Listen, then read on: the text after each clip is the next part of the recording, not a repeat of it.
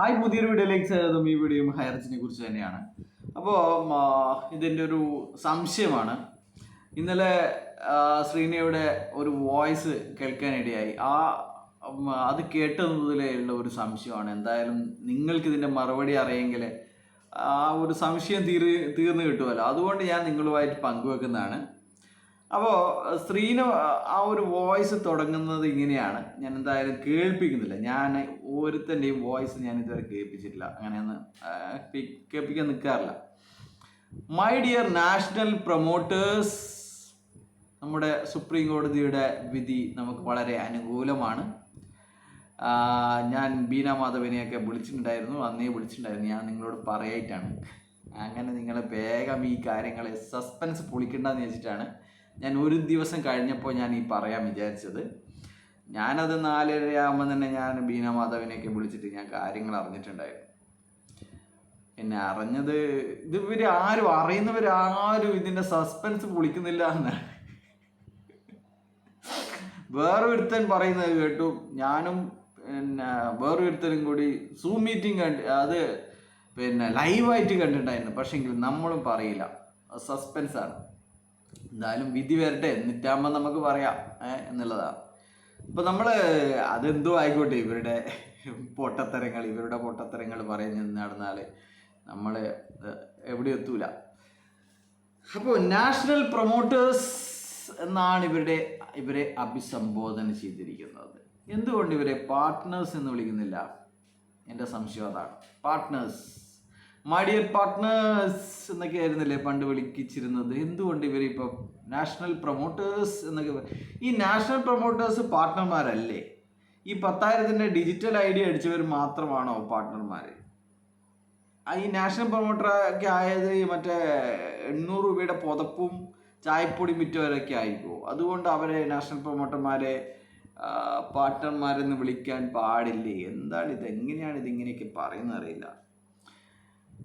ഇവർ പിന്നെ വേറെ ഒരു ഫുണ്ട്രൽ, ഇമ്മാനുവൽ ഫുണ്ട്രൽ. എടാ ഫുണ്ടേ, നീയൊക്കെ എപ്പോഴാടാ ഈ ആൾക്കാരെ പറഞ്ഞ് പറ്റിക്കലും മതിയാക്കുക? എന്തിനാടാ ഇങ്ങനെ ആൾക്കാരെ പറ്റിക്കുന്നത്? അപ്പം അവൻ പറയുന്നത് നമ്മളെല്ലാവരും പാർട്ട്ണർമാരാണ്. അറിയില്ല കേട്ടോ, ഞാനിതൊന്നും പറയുന്നില്ല. അവൻ പറഞ്ഞു കഴിഞ്ഞാൽ മാത്രമാണ് പ്രശ്നം. ഇവൻ പറയുന്നത് ഇവരൊക്കെ സ്ലീപ്പിംഗ് പാർട്ട്ണർമാരാണ് എന്നൊക്കെയാണ്. നമ്മൾ സ്ലീപ്പിംഗ് പാർട്ട്ണർ എന്ന് പറഞ്ഞു കഴിഞ്ഞാൽ പ്രശ്നം അങ്ങനെ ഇങ്ങനെ ഒക്കെ ആയിരിക്കും. അപ്പോൾ ഇവൻ എന്തും പറയാം, ഇവന് സ്ലീപ്പിംഗ് പാർട്ട്ണർമാരാണ്. അപ്പോൾ എന്തുകൊണ്ടാണ് എന്നിട്ട് ഇവർ ഈ കോടതി കൊടുക്കുന്ന ഈ രേഖകളൊക്കെ നമുക്ക് കിട്ടാറുണ്ടായിരുന്നു. അപ്പം അതിലൊന്നും ഇവരും പാർട്ട്ണർമാരാണ്. പ്രിവിലേജ്ഡ് കസ്റ്റമർ എന്നല്ലേ നിങ്ങളേക്ക് പറയാറ്? Privileged customer. പാർട്ട്ണർമാരെ അങ്ങനെയും പറയുമോ? പ്രിവിലേജ്ഡ് കസ്റ്റമർ എന്ന് പറയുമോ? മെമ്പർഷിപ്പാണ്, നമ്മൾ ഒരു രജിസ്ട്രേഷൻ ചെയ്തിട്ട് മെമ്പർമാരാണ്, പ്രിവിലേജ്ഡ് കസ്റ്റമറാണ് എന്നൊക്കെയാണ് ഇവരുടെ കോടതി രേഖകളിൽ പറയുന്നത്. അങ്ങനെ 10 ലക്ഷത്തോളം ആൾക്കാരുണ്ട് എന്നൊക്കെയാണ് പറയുന്നത്. പക്ഷേ എങ്കിൽ ഇവർ പറയുന്നത് പാർട്ട്നേഴ്സ്, സ്ലീപ്പിംഗ് പാർട്ട്നേഴ്സ് എന്നൊക്കെയാണ്. ഏതെങ്കിലും ഒരു രേഖ കാണിക്കാൻ പറ്റുമോ ഇവർ പാർട്ട്ണർമാരാണെന്ന്? ഇവർ ROCയിൽ കൊടുത്ത ഒരു രേഖ കാണിക്കാൻ പറ്റുമോ? ഒരു ജനറൽ ബോഡി മീറ്റിങ്ങിൻ്റെ രേഖ, ഒരു തുണ്ട് കടലാസ് കാണിക്കാൻ പറ്റുമോ നിങ്ങളൊക്കെ പാർട്ട്ണർമാരാണെന്ന്? ശ്രീനയും പ്രതാപനും അല്ലാതെ മറ്റേ പെണ്ണുങ്ങളുണ്ടായിരുന്നല്ലോ, റീത്ത, അവരെയൊക്കെ ചവിട്ടി പുറത്താക്കിയല്ലേ? നിങ്ങളുടെ ഈ മറ്റേ സാധനം വിൽക്കലും ഗ്രോസറിയും മറ്റേ പരിപാടിയൊന്നും നമുക്ക് വേണ്ട. നമുക്ക് ഡിജിറ്റൽ ID, OTT അങ്ങനെയുള്ള ഒരുപാട് സംഭവങ്ങളുണ്ട്.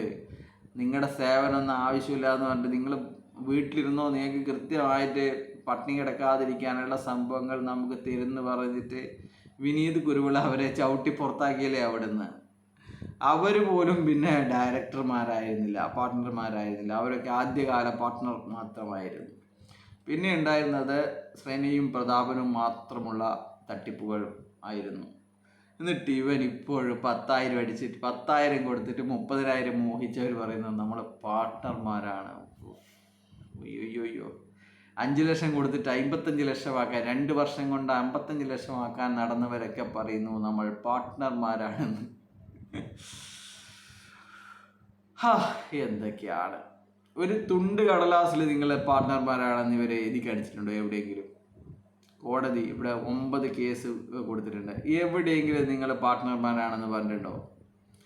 നാഷണൽ പ്രൊമോട്ടേഴ്സ്, ഈ തട്ടിപ്പ് നാഷണൽ ഇന്ത്യയിലൊട്ടാകെ പ്രചരിപ്പിച്ചവർ അല്ലേ? ബൈ.